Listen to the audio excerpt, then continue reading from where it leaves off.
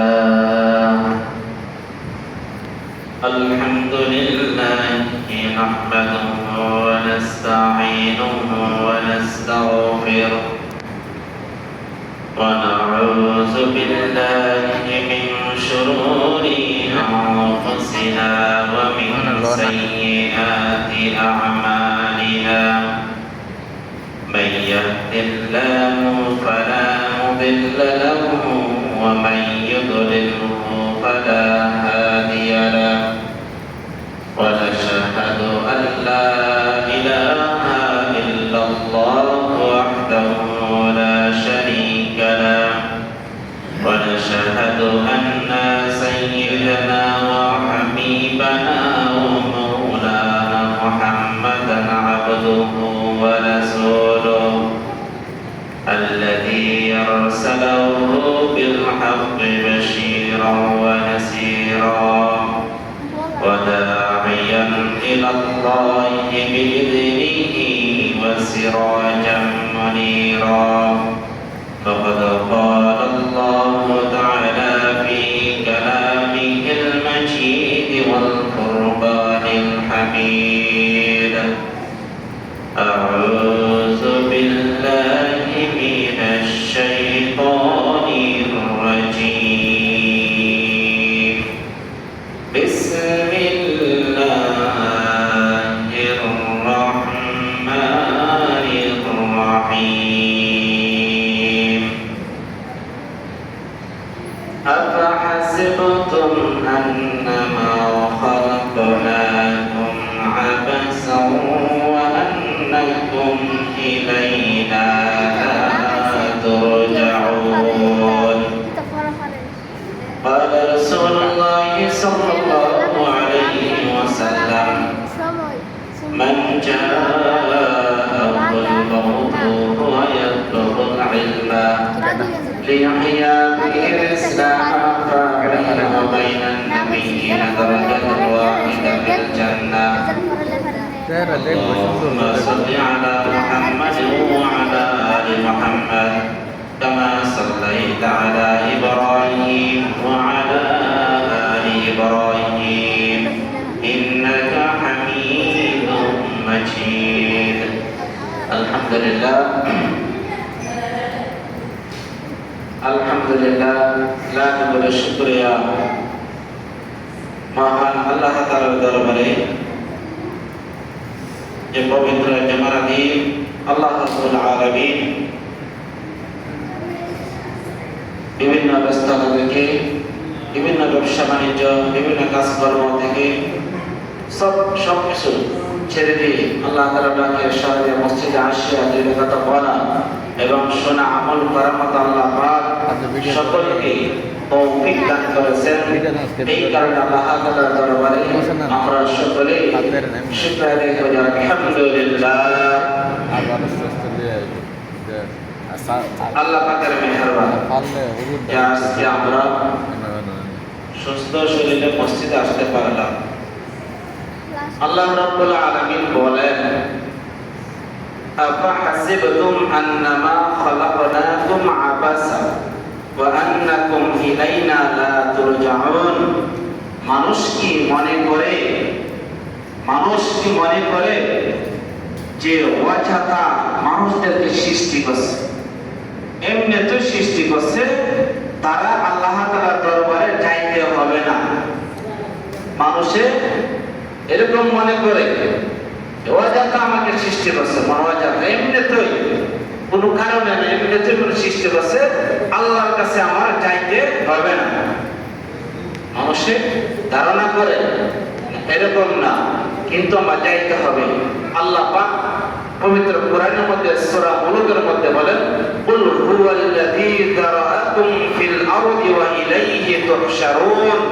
হে নবী, আপনি তাদেরকে বলে দিন, তাদেরকে আমি দুনিয়ার মধ্যে বিস্তার লাভ করেছি, তাদেরকে পাঠিয়েছি, তারা কিন্তু আমার কাছে আবার আসতে হবে, আবার আমার কাছে আমার চাইতে হবে।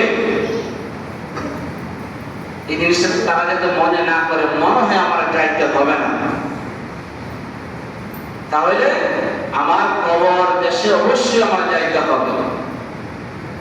হয়তো আজ যে মানুষের দুনিয়ার সাথে কি হয়ে গেছে, মিশ্রিত হয়ে গেছে, মিলিত হয়ে গেছে। দুনিয়া দুনিয়া, আখিরাত আখিরাত প্রয়োজনে করে, শুধু দুনিয়া। বিবি বাচ্চা তাদেরকে কিভাবে সুখে শান্তিতে রাখতে পারবে, ওই চিন্তা ফিকির নিয়ে সে 24টা ঘন্টা চলাফেরা করে। আমি কিভাবে 3.5 হাত মাটির নিচে কবরের ভিতরে পোকামাকড়ের ঘরের ভিতরে আমি কিভাবে থাকবো, এই চিন্তাটা আমরা করি না। আমরা এটা করি না।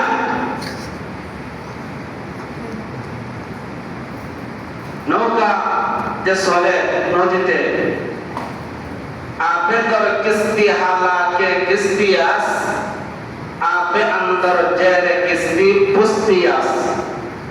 আল্লামা শেখ সাদি রহমাতুল্লাহ আলাইহি বলেন, যদি তুমি কি করো, নদীর নৌকা চালাও, পানির উপর দিয়া চালাইতে পারবা। আর যদি মহব্বত করে নদীর ভিতরে নৌকা চলতেছে, যদি নৌকার একটা ফুটা করিয়া যে মনে করো কিছু পানি এর ভিতরে ঢুকো, তাহলে নৌকা কি হবে, ধ্বংস হবে। ঠিক সেরকম দুনিয়ার মধ্যে আমি চলবো, দুনিয়া নিয়েই চলবো, কিন্তু দুনিয়াকে প্রকৃতভাবে আমার ভিতরে আমি জায়গা দেব না। যদি আমার ভিতরে সবকিছু বাদ দিয়া দুনিয়াকে প্রাধান্য মনে করে আমার ভিতরে আমি জায়গা দেই, আমিও হালাক হয়ে যাব, নষ্ট হয়ে যাব।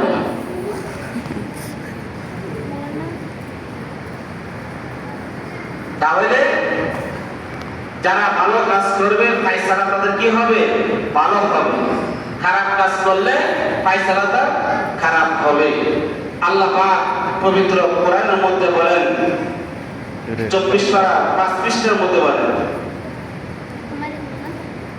وَسِيقَ الَّذِينَ كَفَرُوا إِلَى جَهَنَّمَ زُمَرًا حَتَّى إِذَا جَاءُوهَا فُتِحَتْ أَبْوَابُهَا وَقَالَ لَهُمْ خَزَنَتُهَا أَلَمْ يَأْتِكُمْ رَسُولٌ مِّنكُمْ يَتْلُونَ عَلَيْكُمْ آيَاتِ رَبِّكُمْ وَيُنذِرُونَكُمْ لِقَاءَ يَوْمِكُمْ هَٰذَا قَالُوا بَلَىٰ وَلَكِنْ حَقَّتْ كَلِمَاتُ الْعَذَابِ عَلَى الْكَافِرِينَ। আল্লাহ রাব্বুল আলামিন বলেন, হাশরের ময়দানে কিছু যারা অপরাধী হবে তাদেরকে আমি হাঁকায় হাঁকায় নেব, পিছন দিকের দিকে তাক খাইতে কারের মধ্যে ধরে ধরে সামনে দিকে অগ্রসর করা হবে। যারা নাকি জাহান্নামী হবে তাদেরকে এইভাবে ধাক্কানো হবে হাশরের ময়দানে। কোন পর্যন্ত ধাক্কাইবে, যতক্ষণ পর্যন্ত ওয়াকালা লাহুম খাজানাতুহা, যখন তাদেরকে হাত্তা ইযা জাউহা ফুতিহাত আবওয়াবুহা, জাহান্নামের একটা দরজা আছে, সেই দরজা পর্যন্ত তাদেরকে ধাক্কানো হবে। ওই দরজার মধ্যে যাওয়ার পরে এই ফেরেশতারা যে আছে, জাহান্নামের মধ্যে ফেরেশতা আছে 19 জন। ওয়াকালা লাহুম খাজানাতুহা আলাম ইয়াতিকুম রাসূলুম মিনকুম ইয়াতলুনা আলাইকুম আয়াতি রাব্বিকুম وينذرونكم لقاء يومكم هذا। তারা জাহান্নামের যে ফেরেশতারা আছে তারা বলবে, কি ব্যাপার, তোমরা কোন অপরাধে এই জাহান্নামের দরজার মধ্যে আসলা? তার কারণটা কি বলো? তোমাদের কাছে কেন ওলামায়ে কেরাম যায় নাই, নবীগণ যায় নাই, নবীরা তোমাদেরকে দাওয়াত দেয় নাই, ওলামায়ে কেরামকে কোরআন হাদিসের কথাবার্তা বলে নাই, তোমাদের কি বলে নাই? অনেক কিছু তোমাদেরকে বলছে, তোমরা কি বলো নাই, শোনো নাই, আমল করো নাই। তারা বলবে, তারা তখন বলবে, আলাম ইয়াতিকুম রাসূলুম মিনকুম ইয়াতলুনা আলাইকুম, তারা বলবে, হ্যাঁ আমার কাছে গেছিল, রাসূল গেছিল, পয়গম্বর গেছিল, ওলামায়ে কেরাম গেছিল, সব কিছু কোরআন হাদিসের কথাবার্তা সব বলেছিল এবং কিয়ামত সম্পর্কে আমাদেরকে ভয় ভীতি দেখাইছিল। কিন্তু ক্বালু বালা, হ্যাঁ সব কিছু বলেছিল, ওয়ালাকিন হাক্কাত কালিমাতু আযাবি আলাল কাফিরিন, কিন্তু কথা আমরা মিথ্যা মনে করতাম। কি মনে করত? মিথ্যা মনে করত। যে নবীগণ তাদের সামনে যে কথাবার্তা বলছে কোরআন এবং হাদিসের বিষয়ে, তখন তারা বিশ্বাস করত না, টাট্টা বিদ্রুপ করত। ওলামা একরাম তাদেরকে বোঝাইত আর উল্টা ব্রেক মারত, তাদের কথা বিশ্বাস করত না। হাসরের ময়দানে বলবে, বলছিল ঠিকই, আমরা আমল করতে পারি নাই, আমরা বিশ্বাস করি নাই, কিন্তু আজকে এই যা কথা বলছিল সব কথা আজকে সত্য হয়ে গেছে। এরপরে বলবে কি তাদেরকে, কিলা দুখুলু আবওয়াবা জাহান্নাম খালিদিনা ফিহা বি'সা মাসাওয়াল মুতাকাব্বিরিন। তোমরা প্রবেশ করো জাহান্নামের ভিতরে। কোথায় প্রবেশ করবে? জাহান্নামের ভিতরে তোমরা প্রবেশ করো। কতই না নিকৃষ্ট একটা জায়গা, খুবই খারাপ জায়গা, খুবই আযাব হবে। ওই জায়গার মধ্যে তাদেরকে জাহান্নামের মধ্যে নিক্ষেপ করা হবে। আগে যা বললাম সব যারা গুনাহগার হবে, যারা জাহান্নামী হবে তাদের কথা বললাম, আর যারা নাকি জান্নাতি হবে তাদের কথা শুনেন। আল্লাহ পাক বলেন, وَسِيقَ الَّذِينَ اتَّقَوْا رَبَّهُمْ إِلَى الْجَنَّةِ زُمَرًا। একটা দল হবে জান্নাতি দল, তাদেরকে হাঁকায় হাঁকায় নিবে, ধাক্কায় ধাক্কায় নিতে থাকবে সামনে। যখন সামনে নিতে থাকবে, হাত্তা ইযা জাউহা ফুতিহাত আবওয়াবুহা, দরজা পর্যন্ত যাবে। ওয়া ক্বালা লাহুম খাযানাতুহা সালামুন আলাইকুম তিবতুম ফাদখুলুহা খালিদিন। জান্নাতের ফেরেশতারা যারা আছে তারা বলবো, তোমরা দুনিয়ার মধ্যে কষ্ট করে আইছো, তোমরা জান্নাতের দরজার মধ্যে আইছো, তোমাদের জন্য হলো সালাম, সালামুন আলাইকুম, তোমাদের জন্য সালাম, তোমরা তাড়াতাড়ি জান্নাতের মধ্যে প্রবেশ করো। সুবহানাল্লাহ, সুবহানাল্লাহ। জান্নাতে প্রবেশ হয়ে যাবে তারা। খাযনাতুহা সালামুন আলাইকুম তিবতুম ফাদখুলুহা খালিদিন। তোমরা ওই জায়গার মধ্যে পবিত্র অবস্থা চিরস্থায়ী তোমরা জান্নাতের মধ্যে থাকবা। জান্নাতে ঢোকার পরে যারা জান্নাতি হবে তারা বলবে, ওয়াকালু আলহামদুলিল্লাহিল্লাযী সাদাকানা ওয়া'দাহু আওরাসানাল আরদা নাতাবাওয়াউ মিনাল জান্নাতি হাইসু নাশা ফানি'মাল আজরুল আমিলিন। তারা জান্নাতের মধ্যে ঢুকে বলবে, আল্লাহ তুমি আমাদের সাথে যা ওয়াদা করেছিলা সব কিছু আজকে জান্নাতের মধ্যে পাইছি। সুবহানাল্লাহ, সুবহানাল্লাহ। আল্লাহ তুমি অনেক কিছু ওয়াদা করেছিলা, উলামায়ে কেরাম আমাদের সামনে তারা সকলে শুনাইছিল, নবী কেরাম পয়গম্বর সকলে শুনাইছিল যে ভালো কাজ করলে জান্নাত পাওয়া যাবে, ভালো কাজ করলে জান্নাতের মধ্যে নিয়ামত পাওয়া যাবে। আপনি যা বলছেন সব কিছু সত্য, আজকে সব কিছু বাস্তবে পাইলাম আমি। এখন আমার কথা হইল যে জান্নাতের মধ্যে ঢুকে গেল। আগে বললাম জাহান্নামের কথা, এরপরে বললাম জাহান্নামের কথা। জাহান্নামী যারা হবে তাদেরকেও ধাক্কায় নেবে, জান্নাতি যারা হবে তাদেরকেও ধাক্কায় নেবে। ধাক্কার মধ্যে কি আছে? ব্যবধান আছে। উদাহরণ দিলে বুঝবেন, একটা আসামি পুলিশে পাইতেছে না 6 মাস ধরে বা 1 বছর ধরে পাইতেছে না, ওয়ারেন্টের আসামি, কিন্তু সে হয়রান হয়ে গেছে না, পুলিশ তা ধরতে পারতেছে না। হঠাৎ করে মনে করেন হইল দর্জিমরে অবস্থিত ধরে লাইছে, এই আসামিরে ধরে নিয়ে গিয়ে কইব অতদিন পরে পাইছে, তোমার আশা আসছে না, বাতিজা তোমার পাইছে, আশা আসছে না, বহু দৌড়াদৌড়ি করছে, রাত্রে ঘুম আরাম করছে, আজকে তোমার পাইছে। তারে যে থানা পর্যন্ত নিব, কিভাবে নিব? ফিডাইতে ফিডাইতে নিব, মোড়াইতে মোড়াইতে নিব। আর যারা নাকি মনে করেন, আরেকটা হলো জান্নাতের উদাহরণ হইল যে 10 বছর আগে আমার একটা বন্ধু ছিল, হঠাৎ করে বলল মনে করেন দৌড়ে মরে আমার সাথে সাক্ষাৎ, দোস্ত হয়েছে, দোস্ত তুমি অনেকদিন পরে তোমার আমার সাথে সাক্ষাৎ হয়েছে, তোমার আমি বাড়িতে নিয়ে যাবো। না দোস্ত আমি যাবো না, হইতেই পারে না। এই দোস্তকে ধরে ধরে ধাক্কায় ধাক্কায় আনবো, ধাক্কা ধাক্কা আনার কি বেজিতে না ইজ্জত, ইজ্জতে না পাই আমার বাড়ি যাইতে হবে। বহুদিন পরে তোমার সাথে আমার সাক্ষাৎ, আমার বাড়ি যাইতেই হবে। ফেরেশতারা হাশরের ময়দানে যারা জান্নাত হবে তাদেরকে আদর করে ধাক্কায় ধাক্কায় জান্নাতে ঢোকায়। তাদেরকে জান্নাতে ঢুকাই দেব, জান্নাতে ঢুকে দেবো। আর যারা জাহান্নামী হবে তারাও কি হবে, যারা জাহান্নামী তাদেরকে ধাক্কা দেখে জাহান্নামের মধ্যে ফেলে দেবে। আল্লাহ রাব্বুল আলামিন যখন জাহান্নাম থেকে মানুষ মুক্তি লাভ করবে, সর্বশেষ যে ব্যক্তি জাহান্নাম থেকে মুক্তি লাভ করবে ওই ব্যক্তিকে জান্নাত এবং জাহান্নামের মাঝখানে ওই ব্যক্তিকে রেখে দেওয়া হবে। কেন? ওই ব্যক্তি কান্নাকাটি করতেছে বহুত করে, যখন জান্নাতের মধ্যে সর্বশেষ মানুষ জান্নাতে যাবে, ঘটনাটা যখন এই ব্যক্তি জান্নাতে যাবে, জান্নাত এবং জাহান্নামের মাঝখানে ওই ব্যক্তিকে যখন রেখে দেবে, রেখে দেওয়ার পরে উনি কান্নাকাটি করবে। আল্লাহ তাআলা বলবেন, হে বান্দা তুমি কেন কাঁদো? তোমাকে জাহান্নাম থেকে এত বছর পর্যন্ত তুমি কষ্ট ভোগ করলা, ওই জাহান্নাম থেকে তুমি জান্নাত এবং জাহান্নামের মাঝখানে তোমাকে রাখলাম, এখন তুমি কেন কাঁদো? ওই ব্যক্তি বলবে, আল্লাহ আমি কেন কাঁদি? এত কাল জাহান্নামের মধ্যে ছিলাম, জাহান্নাম থেকে আমি মুক্তি লাভ করে আমি জান্নাত এবং জাহান্নামের মাঝখানে জায়গা পাইলাম, শুকরিয়া আদায় করতেছি আর আমি কান্নাকাটি করতেছি। জান্নাত আমার কাছ থেকে দেখা যায়, সব কিছু দেখা যায়, আমি ভোগ করতে পারি না, ভালো করে দেখা যায় না। দয়া করে যদি আমাকে একটু জান্নাতের বারান্দার মধ্যে নিয়ে যাইতাম। সুবহানাল্লাহ। যখন জান্নাতের বারান্দায় নিয়ে যাইবে, আল্লাহ তাআলা বলেন, হে ফেরেশতা ওই আমার বান্দাটাকে তুমি জান্নাতের বারান্দার পাশে তুমি দাঁড় করায় দাও।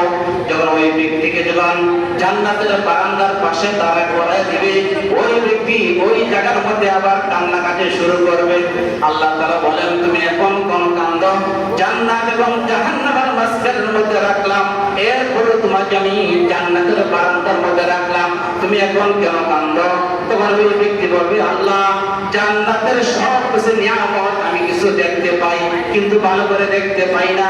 তোমার কাছে আমার একটা আরজি, যদি আমাকে জান্নাতের মাঝখানের মধ্যে একটু দাঁড় করায় দিতে পারেন। সুবহানাল্লাহ। আল্লাহ তাআলা বলেন, যাও তোমার মঞ্জুর। হে ফেরেশতারা ওই ব্যক্তিকে জান্নাতের মাঝখানে তুমি দাঁড় করায় দাও।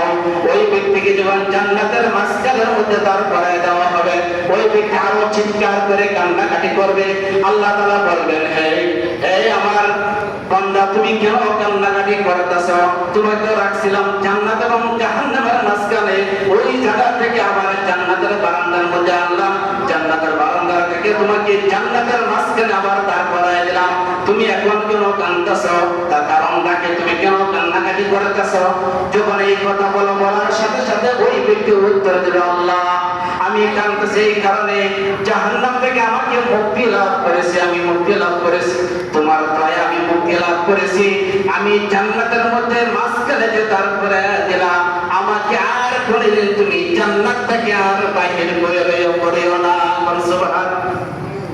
আল্লাহ তাআলা বলেন, হে বান্দা তোমার কাছে কি জান্নাত পছন্দ হয়েছে?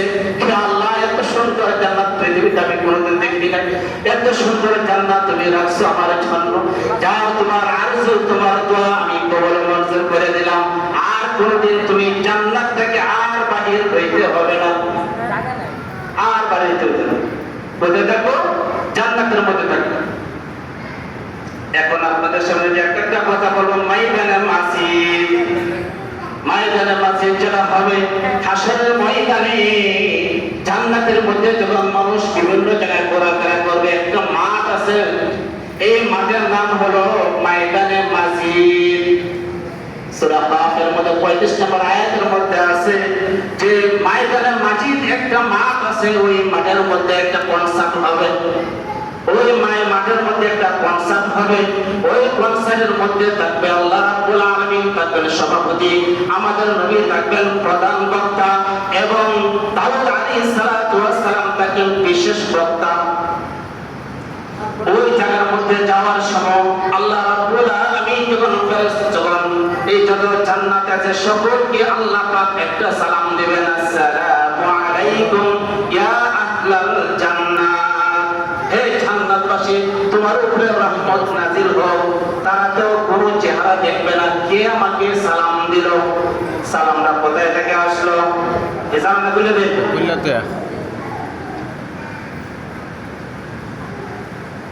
যে বলবে কি ব্যাপার, কোথায় থেকে আওয়াজ আসলো, আমাদেরকে সালাম দিল, তখন একজন ফেরেশতা বলে দিবে তোমাকে সালাম দিয়েছে স্বয়ং আল্লাহ রাব্বুল আলামিন। সুবহানাল্লাহ। তখন আল্লাহ পাক তাদেরকে বলবেন তোমাদেরকে যত জান্নাতবাসী আছে সকলকে তোমাদেরকে আজকে একটা দাওয়াত করালাম। অমুক দিন জান্নাতের একটা মাঠ আছে, মাইদানে মসজিদ, ওই মসজিদের মধ্যে সকলকে আমি একটা কনসার্ট করব, মাহফিল হবে। ওই মাহফিলের মধ্যে সভাপতি থাকবো আমি, বিশেষ বক্তা থাকবে হযরত দাউদ আলাইহিস সালাম, প্রধান বক্তা থাকবে শেষ নবী সাইয়্যিদুল মুরসালিন রাহমাতাল লিল আলামিন জনাবে মুহাম্মদ রাসূলুল্লাহ সাল্লাল্লাহু আলাইহি ওয়াসাল্লাম। ওই জায়গার মধ্যে থাকবেন, সকল জান্নাতের বসে যাবে। আর জান্নাতের মধ্যে হুর রুগের মান যারা আছে ফেরেশতা সহ আল্লাহ তাআলা অর্ডার করবেন সকলে আমার জান্নাতের জন্য রাজি হয়ে একটা চেয়ার তাদেরকে দান করে দাও, সকলের কাছে একটা একটা দিয়া দাও। সকল জান্নাতবাসী বসে যাবে। আর টেসের মধ্যে আছে সকল নবী کرام যারা সকল নবীরা বসে থাকবে, চেয়ারের মধ্যে বসে থাকবে। ওই চেয়ারের মধ্যে বসে থাকবে মাত্র 3টা চেয়ার খালি থাকবে। সকল চেয়ারের মধ্যে নবী যত নবীরা ছিল সকল নবীরা বসে থাকবে, মাত্র 3টা চেয়ার বাকি থাকবে। যখন বাকি থাকবে তখন মানুষেরা বলবে, একজন আরেকজনকে বলবে তার কারণ কি 3টা চেয়ার খালি আছে, সব চেয়ার ব্লক হয়ে গেছে, এই জায়গার মধ্যে কে জানি বসবে। সর্বপ্রথম বসে যাবে বিশেষ বক্তা হযরত দাউদ আলাইহিস সালাতু ওয়াস সালাম। উনি যখন বসে যাবে ওই জায়গার মধ্যে, এরপরে প্রধান বক্তা বসে যাবে আমাদের নবী সাইয়্যিদুল মুরসালিন রাহমাতুল আলামিন জনাবে মুহাম্মদ রাসূলুল্লাহ সাল্লাল্লাহু আলাইহি ওয়াসাল্লাম। কিছুক্ষণ পরে আবার সভাপতির আসন গ্রহণ করবেন স্বয়ং আল্লাহ পাক। আল্লাহ আমাদের আল্লাহ রহমান, যিনি আমাদেরকে বলি রহমান, এবং আল্লাহ আমাদের সৃষ্টিকর্তা। সভাপতি চেয়ারের মধ্যে উনি আসন গ্রহণ করবেন। গ্রহণ করার পরে একটা সালাম দিবেন, আসসালামু আলাইকুম ইয়া ইবাদি। জান্নাতবাসী যারা আছে সকলকে একটা আল্লাহ পাক সালাম দিবেন। সালাম দেওয়ার পরে তার উত্তর নেওয়ার পরে জান্নাতবাসী যারা আছে আল্লাহর দিকে তাকায়া 40 বছর তাকায়া থাকবে। কত বছর? 40 বছর তাকায়া থাকবে। আল্লাহ পাক বলবেন তোমাদের নজর তুমি নিচে নাও, আর কত তুমি দেখবা, আর কত দেখবা তুমি, আর কত দেখবা। তখন মানুষকে পরিচয় করাই দেবে উনি হইল দাউদ নবী বিশেষ বক্তা, আর উনি হইল আমাদের সাইয়্যিদুল মুরসালিন রাহমাতুল আলামিন জনাবে মুহাম্মদ রাসূলুল্লাহ সাল্লাল্লাহু আলাইহি ওয়াসাল্লাম প্রধান বক্তা। তখন মানুষের বলবো, হায় রে, এত সুন্দর নবী আমাদের কোনোদিন দেখি নাই। ওই নবীকে কাফের মুশরিকরা না বুঝিয়া আল্লাহর নবীর শরীরের মধ্যে পাথর নিক্ষেপ করত। তখন আল্লাহ পাক বলবেন তোমরা সকলে বসে গেলা, এখন অনুষ্ঠান আমাদের শুরু হয়ে যাবে। তখন মিকাইল আলাইহিস সালাতু ওয়াস সালামকে বলবে, মিকাইল তুমি একটা কি করো আমার শানে, তুমি একটা নাতে রাসূল একটা নাচ পরিবেশন করো। একজন ফেরেশতা আছে, যে ফেরেশতা হলো মিকাইল আলাইহিস সালাতু ওয়াস সালাম, উনি একটা নাচ পরিবেশন করবেন, আল্লাহর শানে একটা নাচ পরিবেশন করবেন। এরপরে দেখবে সকল মানুষরা যখন কালি হাতে বসে আছে তখন ফেরেশতাদেরকে বলবে এটা দেখতে একটু খারাপ দেখা যায়, তুমি সকলের যত জান্নাতবাসী আছে সকল জান্নাতবাসীর হাতে একটা গ্লাস ধরায় দিবা, শরাবান তাহুরা, পবিত্র মদ, পবিত্র শরাব। এই শরাবটা আজকে তাদের হাতে ধরায় দাও, তারা শরাব পান করবে আর নাতে রাসূল নাচ পরিবেশন করবে। মিকাইল আলাইহিস সালাতু ওয়াস সালাম এই মিকাইল যে নাচ পরিবেশন করবে শুনতে থাকবে আর শরাব পান করতে থাকবে জান্নাতের মধ্যে। তখন জিবরাইল আলাইহিস সালাতু ওয়াস সালাম বলেন, আল্লাহ এই জান্নাতের ময়দানে মসজিদ যেটা আছে এটা কতটুকু বড়, একটু আমার ঘোরার জন্য একটু অনুমতি দান। তখন আল্লাহ তাআলা বলেন, যাও তোমাকে অনুমতি দিলাম। যখন অনুমতি দেওয়া হবে তখন জিবরাইল আলাইহিস সালাতু ওয়াস সালাম 600 পাকা দিয়ে যখন ওরা শুরু করে দিবে, প্রথমে বর্ণনায় সে এক পাকা দিয়ে ওরা দিবে। আল্লাহ পাক এক একটা পাকার মধ্যে এত শক্তি দান করেছে, এই পৃথিবীটাকে একবার ধরে দুইবার ধরে আসার দিতে পারবে, অত শক্তি দান করছেন। এইভাবে পাকা হলো 600। জিবরাইল আলাইহিস সালাতু ওয়াস সালাম পাকা হলো 600। এই 600 পাকাটা উড়তে থাকবে, উড়তে উড়তে অনেক দিন পর্যন্ত উড়বে।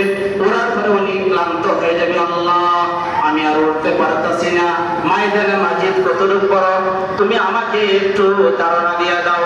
আল্লাহ পাক বলেন, তুমি এত বছর উড়লা, উড়ার পরেও তুমি কোন কিনারা পাইলা না। জান্নাত করলা, জাহান্নাম করলা, 8টা জান্নাত করলা, 7টা দোজখ করলা, সবকিছু করলা এবং ময়দানে মাজিদ করতে করলা, কিন্তু ঘোরার পরে তুমি শুনে রাখো, মাত্র ময়দানের মাজিদের একটা কোনাও শেষ করতে পারো নাই। জান্নাতটা কতটুকু বড় হবে। যা এরপরে যখন তারা অনুষ্ঠান শুরু করে দেবে, সর্বপ্রথম কোরআন থেকে তেলাওয়াত করবেন বিশেষ বক্তা হযরত দাউদ আলাইহিস সালাতু ওয়াস সালাম। দাউদ আলাইহিস সালাতু ওয়াস সালাম আল্লাহ পাক একটা বিশেষ একটা কণ্ঠ দান করেছিলেন, এমন সুন্দর কণ্ঠ দিলেন যে কণ্ঠের কারণে যখন জবুর কিতাব যখন উনি তেলাওয়াত করতেন, জবুর কিতাব যখন তেলাওয়াত করতেন, নদীর মাছ যা আছে সব কিছুর সামনে উপরে উঠে যাইতো, শুনতে থাকতো। পাখি যদি থাকতো 3 কিলোমিটার দূরে থাকলেও এই পাখিগুলি সামনে আসিয়া আল্লাহ নবীর কাছে, ওই দাওয়াত নবীর কাছে আসে বসে বসে শুনতো। কোন কিতাব? জাবুর কিতাবের তেলাওয়াত শুনতো। এত সুন্দর কণ্ঠ দান করেছিলেন। এই কারণে আল্লাহ পাক হাশরের ময়দানে দাউদ নবীকে বলবে, তুমি কোরআন তেলাওয়াত করো। দাউদ নবী বলবে, আমি তো কোরআনের হাফেজ না। আল্লাহ পাক অর্ডার করার সাথে সাথে 30 পারার হাফেজ হয়ে যাবে। সুবহানাল্লাহ।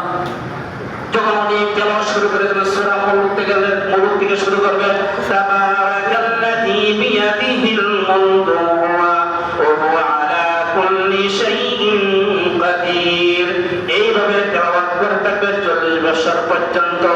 এরপরে আল্লাহ পাক বলবেন, দাউদ তোমার কোরআন শরীফ পড়া বন্ধ করো, এখন শুরু করবে যার উপরে পবিত্র কোরআন শরীফ নাজিল হয়েছিল, শেষ নবী সাইয়্যিদুল মুরসালিন রাহমাতুল আলামিন জনাবে মুহাম্মদ রাসূলুল্লাহ সাল্লাল্লাহু আলাইহি ওয়াসাল্লাম আজকে সকলের সামনে কোরআন তেলাওয়াত করবে সূরা ইয়াসিন।